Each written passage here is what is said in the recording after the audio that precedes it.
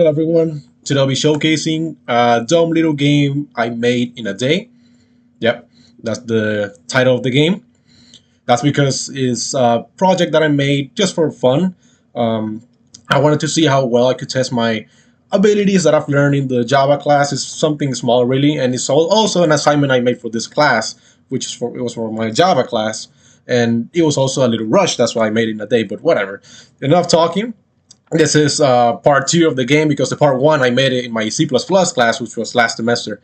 It was also very rushed. That's why I named it the same way. But let's play. And right off the bat, you can choose the difficulty. I changed the ways that the game plays depending on the difficulty. The easy mode, you can add platforms to make your jumps safer. It's gonna be a side scroller. I made it so the character always moves to the right, and the only thing you gotta do is jump. So it's really very heavily inspired by the game Geometry Dash. I wanted to make it similar to see how well I could replicate it with the few things that I've learned in the class.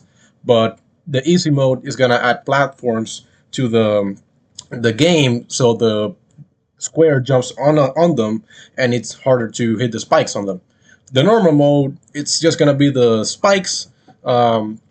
Just going from right to left, and you gotta avoid them. And the hard mode is gonna add more spikes to them. But we'll try the normal mode for now, and we'll see how I do. So yeah, it's very simple. It's just a side scroller. You gotta collect the coins to increase your score. The more coins you get, the higher your score is. And all you gotta do is press the space bar, and your character jumps. As you see, I have a double jump, so it's easier to avoid the spikes. They go very slowly. Right now, I died because there was really no way I could avoid it. But that's just something that's gonna happen because it's random. I program it so it's random, and just gotta try it again and see if you get lucky and with avoiding the spikes to increase your score. I wanted it to be very inspired by Geometry Dash, but I ended up making it similar to the dinosaur game that you play in Google because you just die and then repeat it, and it's very random, like the game. But in normal, it's just really kind of based on luck, and almost you're not really doing much besides just jumping because it's only the spikes. There's not really any platforms, so not that much of a challenge. It's just really just a normal mode. And then if you want to increase your score, then you gotta keep playing and see how far you can get. But for now, I'm gonna die, and then I'm gonna exit the game. And yeah, you can't really exit the game from inside. You gotta restart because I want to change the difficulty. So we're gonna restart. We're gonna play again, and then we're gonna choose right now the hard mode. So you see how the spikes changes. Now it's gonna be way more spikes. They're gonna be coming faster and in more sets. So now it's harder to avoid. But again, it's also very random. But I increased the percentage that the spikes are gonna be coming, so it's gonna be harder to avoid.